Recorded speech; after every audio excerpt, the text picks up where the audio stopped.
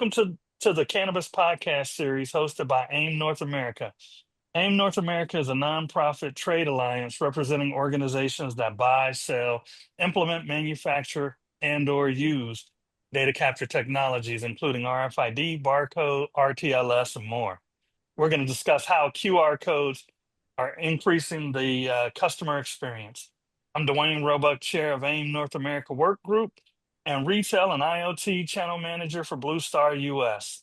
I will be moderating today's discussion with Travis Wayne and Dave Eagleson. Travis and Dave, please introduce yourselves. Good, Starting Travis. with Travis.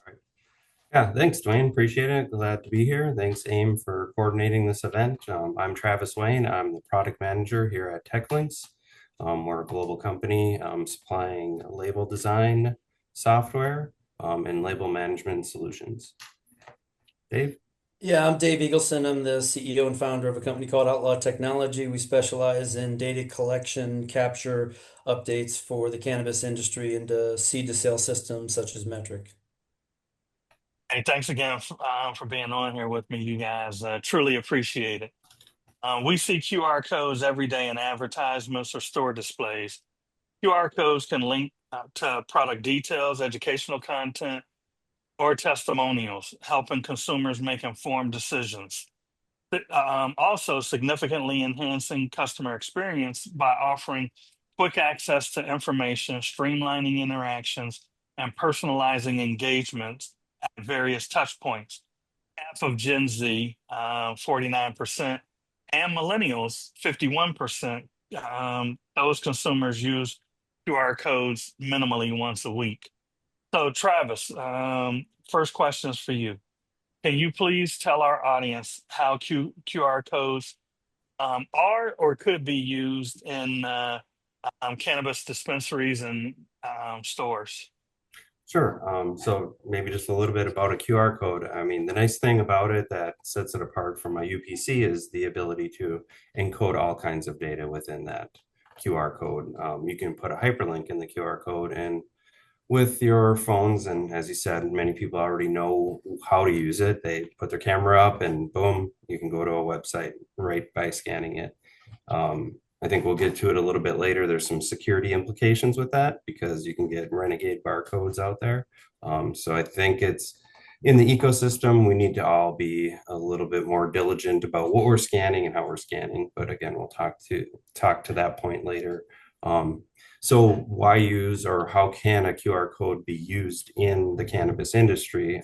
One is it can be used to access compliance or verification of a product by scanning that code. And every state, I believe, that has legalized cannabis from seed to sale traceability and that leverage systems such as Metric or BioTrack or Leaf data systems. I'm sure there's a plethora of others that are out there that do a great job.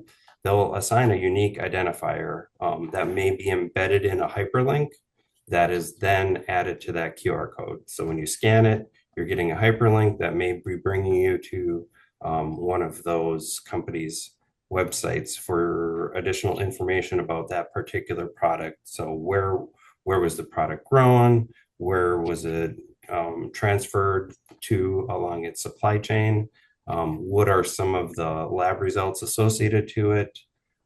Again, it's unique to each plant, so it's all serialized. So that unique identifier will be tracked along the supply chain. Another use in cannabis is more on the retail side, where a customer may be in a retail location and on a package, they'll have a QR code on there that that customer can scan that may give them access to the certificate of analysis information on that retailer's website. So, but on that site, they could also be promoting other products or things that relate to that particular product. So it can be used from a consumer side perspective as well. Loyalty programs or maybe even age verification just to ensure that the person that is scanning that and trying to get to that site is of age. Thank you, Travis. Dave, You and I, we were talking earlier in terms of the article that came out, referencing QR codes and how they're going to be or positioned, let's put it that way, how they're going to be positioned to help the customer experience. Can you get into a little, delve into a little bit more detail and maybe even add some color if you like in terms of other ways, cannabis dispensary owners or growers or processors can leverage QR codes? Sure.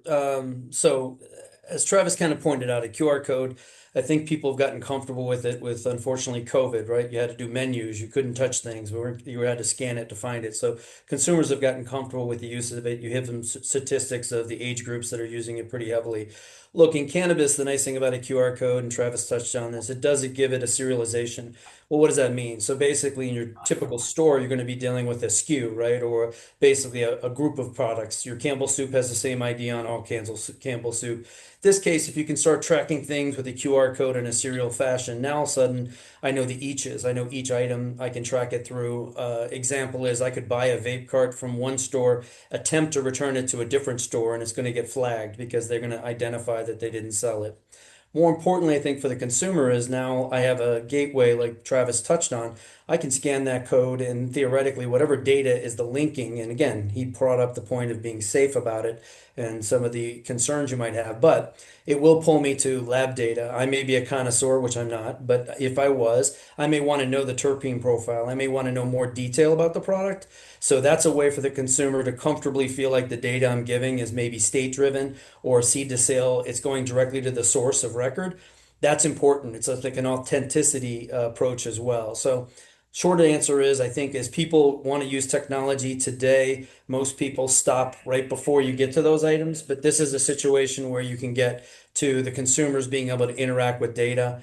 The one thing I'll also touch on, and I think I mentioned to you and Travis prior to this call, it was a recent article that just popped out talking about recalls in California. California's been putting one of the seed to sale components from a company called Metric onto products, serialization QR codes.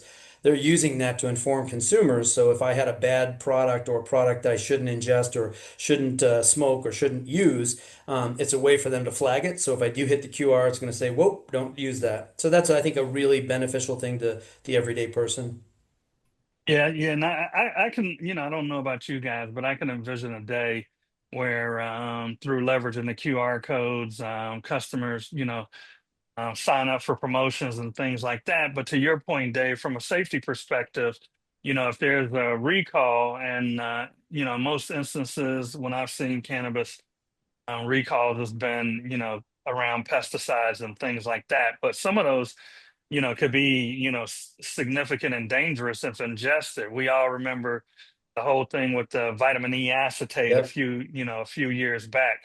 So, I mean, is that something you guys can see, like whereas, you know, cannabis dispensary owners start leveraging, same thing with growers as they start leveraging QR codes to interact with consumers, there's, more of a bi-directional engagement.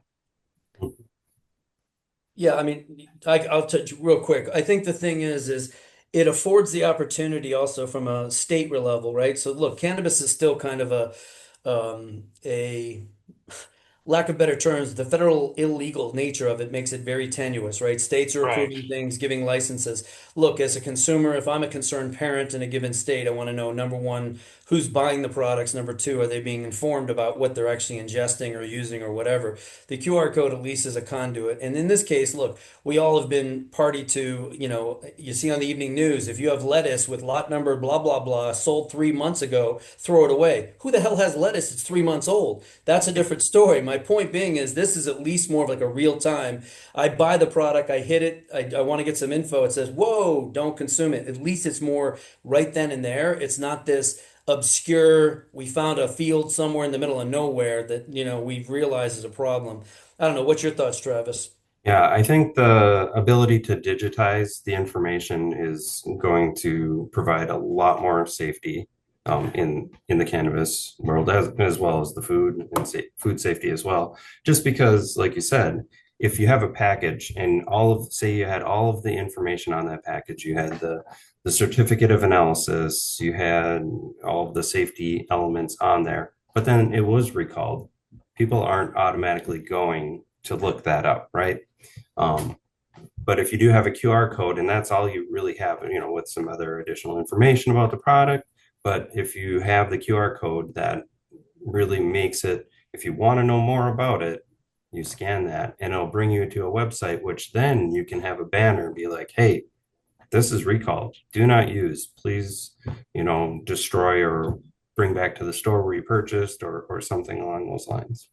Yeah, but keeping it 100 with you guys, I mean, like when I look at, Dave brought up the lettuce recalls, they'll flash it on the news, not everybody sees that. And, you know, I don't Most know don't. many, right. And so, that's where the whole FSMA 204, the food safety mandate, comes into play so that people can start proactively reaching and you'll know, like Dave Eagleson purchased this lettuce 3 months ago. Not sure why he might still have it, but at least lettuce in my area does not last anywhere near that long. But hey Dave, if you happen to have this, this is what you do. And I've had that happen with Kroger. I'm not saying today is the day because there's still a lot of apprehension with cannabis in terms of a lot of people still are leery about even providing their information, but I can envision a day where, there is direct engagement and, growers or dispensary owners, whomever would be the ones required to, proactively reach out. So that's my 2 cents, Yeah, worth in this. the other thing I would say that's that is also very interesting about a QR code is we all have phones, right? Pretty much most of these phones are smart enough that I hit that, it's going to find it, it's going to scan it. There's no RFID reader. Yeah, there's Bluetooth, there's other things, but for the most part, the consumers have been trained. Like I said early on, COVID kind of got everybody that had no idea what the hell a QR code was. Everyone would say scan it and magic will happen. They're like, I don't trust that. The point is, we all kind of got used to it. So now you've kind of got over what I call the learning curve. So putting it on products, the consumers you mentioned, the 51% in this age group, 48, 49 you mentioned earlier. Look, those folks are comfortable with it. It's now part of their everyday, right? So when it's part of your everyday, you expect to see it. Like, well, where the hell's my QR code? I want to know about the quality. I want to know where it came from. I want to know when it was harvested. I want to know the lab data. So in a way, I think it's just an extension of taking from, I would call a broader sense, like maybe a lot number or a barcode, and now I'm taking it down to that individualized QR code that anybody with a phone, again, relatively speaking, with a camera phone, can hit that thing and be redirected, as Travis said. That's huge. And I think that's where cannabis is kind of this emerging market, brand new. They're not reinventing the wheel, they are the wheel in this space, right? So they can do it. They should do it. So now people are going to it's going to force your FISMA, it's going to force your other folks to do it because, like, well, crap, I get my cannabis. How come I can't crack my other stuff? It'll be Yeah. interesting to see. But I think the QR code is here to stay. That's why I think this podcast is relevant. Yeah. No, no, no. Yeah. And I mean, from that perspective, if anybody's, purchased furniture or anything like that lately and tried to put it together, I got a kiosk stand the other day. Yeah. I go in there, I'm like, where are the damn instructions? And click on it. You open it up and it's just a QR code. So Yep. now I'm trying to read off my phone, which has its own challenges there. So it'll Mhm. be interesting to see how it all happens. For anyone out there, AIM does have work groups that's focused around food safety. If you wanted to learn more about FSMA, I'm sure you could go to the main AIM page, which is AIM, www.aim-na.org. Well, guys, I want to thank you for joining today's Cannabis Podcast series. And thank you, listeners out there, for joining this Cannabis Podcast series hosted by AIM North America. If anyone is interested in learning more or to listen to past podcasts, please visit. We're hammering this website home on this one, www.aim-na.org. Also, if anyone's interested in attending one of our cannabis work group meetings and being a part of this, please feel free to reach out. The work group meets monthly, the third Tuesday of each month at 11 a.m. Eastern. So if you'd like to, join the next meeting or, a future meeting, please feel free to reach out to email info at aim-na.org, and they can give you the links to attend, the various work groups. So thanks again, guys. I truly appreciate, your help with this, and looking forward to the next one. Have a No great problem. day. Thanks, Dave. Thanks, Duane. Take care, Travis. See you, Duane.